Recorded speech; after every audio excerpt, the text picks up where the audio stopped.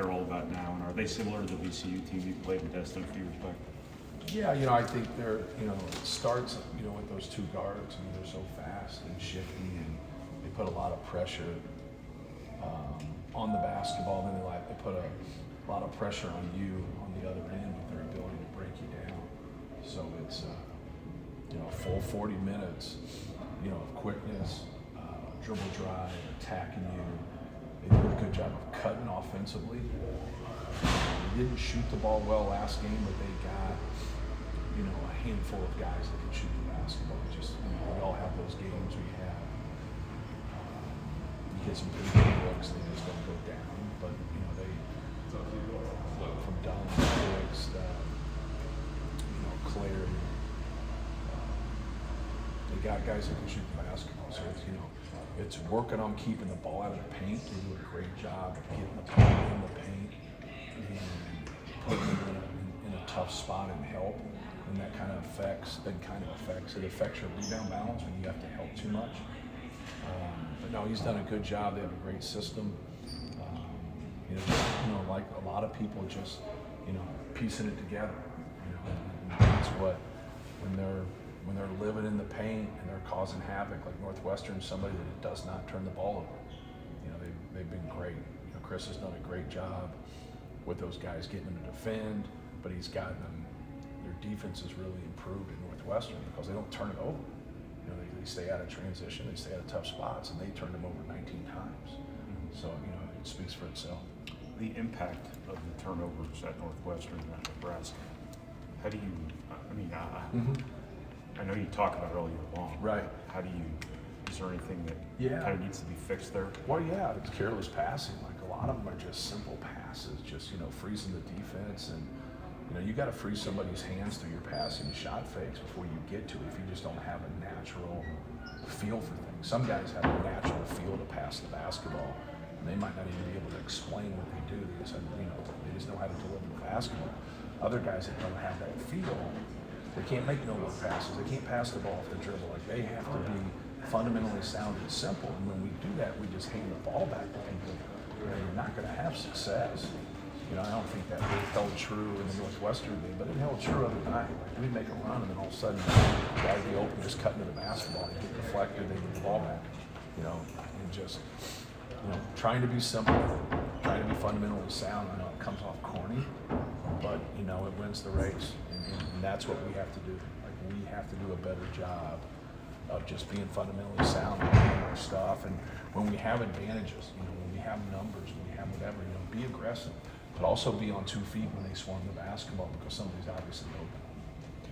1, 2, 3, 5 all lost this week. There's always been upsets in college basketball, but it's a combination of the COVID year and transfers without having to take a year off. Has that shrunk the gap between tops and bottoms teams? Yeah, but I think this happens a lot, especially in conference play. You're more aware of your opponent just because you've spent more time and you have past history of playing them. And then good teams. Like, we've gotten beat by 2 teams. They're both good teams. And Northwestern's, very good, and so is Nebraska. So it's, when you look across the country and you go and see some of those other teams that beat them, like, they're on the road. It is more difficult, but they're quality teams too. Maybe they don't have the best resumes, but the only thing that matters is from 7 to 9 on that Wednesday night. It's the only thing that matters. And so, but yeah, I think there's obviously a lot of parity and contrast. Talked the other night about Cam played a good game, he played in extended minutes, and I think fans probably thought he could just dunk based on last year. But how valuable was that redshirt year for him, and now showing that he's more versatile than just a high flyer? Yeah, no question. He's learned not to overdo things. Take his threes, try to get some offensive putbacks, try to get out on the break, and just kind of be that 3-and-D player more than anything. Really guard. You know what you're doing from a defensive standpoint, helping us on the glass, and then using your athleticism in those other areas. But he's had like a timely 3 that he's made for us. It seems like in almost every game. I don't think it's been that way, but he's really made strides. Hard to make strides when you're playing that 8 to 12 minutes, right? Another night it just we felt like he brought a lot of energy, and we needed to start him in the second half, and we had a good run with him. we had a really good run with them to start the second half. We just couldn't maintain it. The turnovers hurt us, and their ability to make shots. I thought they were really good, and you got to tip your hat to them. They made 14 threes, and I thought 10 of them were, closely guarded, well guarded. A couple of them were borderline fouls, and so I thought our guys did a pretty good job there. We just had the 4 you'd like to have back. We had a miscommunication on one. We went under a screen one time on Tominaga when we absolutely didn't want to. We fall asleep on another one, just on a kind of a quick hit to the corner, which was actually a 2. They called a 3. I can't believe they never reviewed that. Yeah, just they got to do a better job of helping each other from an officiating standpoint. We had multiple hook and holds that we had to monitor. Fletch just gets absolutely trucked in the game. I mean, absolutely trucked. And so, I think that's the piece of officiating where I think some guys don't feel comfortable because they're stepping on other guys' toes, calling out of your area. But just the fact of helping each other out as officials, I think, can really help. I officiate in practice all by myself. And I'm just guessing the whole time because I'm out of position the whole time.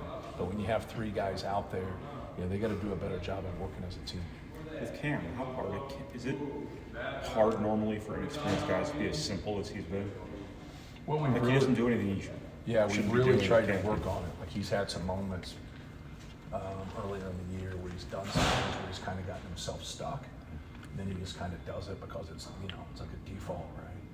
And they just explain it to him, you don't have to do that. Just don't do that. Play at the rim, take your threes, move the basketball, let Braden manipulate off ball screens, let Zach post up. Just learn to be that guy that plays off of them. Those other guys get attention, that gets you on the glass. Those other guys gets attention, that gets you open looks. And it's a good piece. That role right there is what you see a lot of times in the NBA. You're like, how is this guy? He has less than this guy. Well, he's accepted a role. You got to play around superstars.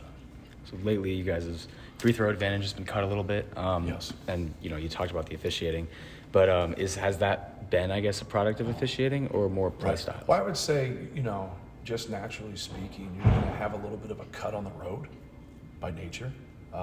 Just like that would be an advantage for you at home, but it wouldn't be on the road. But that's for everybody, and you got to be able to play through it. The one thing about officiating is when you don't play well, you bring them more into play. And I don't think we played our best basketball. And so now they're more a part of the game. We got to do a better job on our part. I got to do a better job coaching. Our guys got to do a better job playing so they're not a big impact on the game. But no, he had 3 or 4 times that they called the foul that they took away our layups. Yeah. And so you complain about him getting fouled, and then all of a sudden he's got a layup and they call it on the floor. Then the same thing happens when he gets into a shot and they don't call it. And you go back and watch and you're like, it's not that big a deal. Then you watch it and see it and you're like, he rarely complains and he's wrong.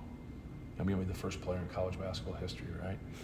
But he does. So when you see him say something, my problem is I'm 60 feet away, I'm 50 feet away, whatever it might be, at the other end. I'm really good when it's on top of me, but I can't see everything, there. So I don't know what to really try to kind of help through that process. But no, it's, you asked the question, so I answer it, but it's not the crux of what happened. We got beat at Nebraska because Nebraska coached and played better than us. They were more productive. They deserved to win. It wasn't anybody else's fault. It was, it's on us. Yeah. But you also don't want to say that and take the credit away from them. Get your students back. Yeah. Obviously, that's a valuable part of college basketball atmosphere. Right. I know that you don't crap on the fans that came here and sold out this place when they weren't here, because that's impressive in its own right. But just how valuable is it to have that student section that you have? Oh, it's huge, but it kind of shows you about our fan base and how great they've been, because you go and see those games, and for someone who that's maybe their first game ever, and say, hey, this is without our students. It kind of, is a big deal, because other nights' atmosphere against Illinois was really, was big time. It just was. But now that you get the students back, but more than anything, that's what I always talk to our guys about. Let's give them something to cheer about. They help us when we play well. They help us when we do our job. You guys have struggled the last 5 minutes of the last 3 halves. Mm-hmm. Are there common threads, things that you've seen out there that they need to focus on?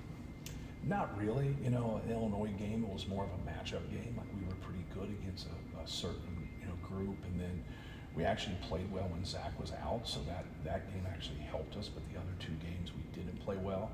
But we were in a good position, like up until there. That last 3 minutes was just, you know, the Nebraska game was tough. Like everything that we did seemed to go the other direction. So not really, just a, you know, combination of not taking care of the ball, getting some open shots and missing them, and then they capitalized on everything. Like they just didn't miss. But you know, you go back and watch, and you know, I always talk about sticking to our rules defensively. You know, when we get off our rules, you know, we lessen our chance of success. So just stick with our rules and stay connected and take care of the basketball. Thanks. Thanks. Cool. Thank you.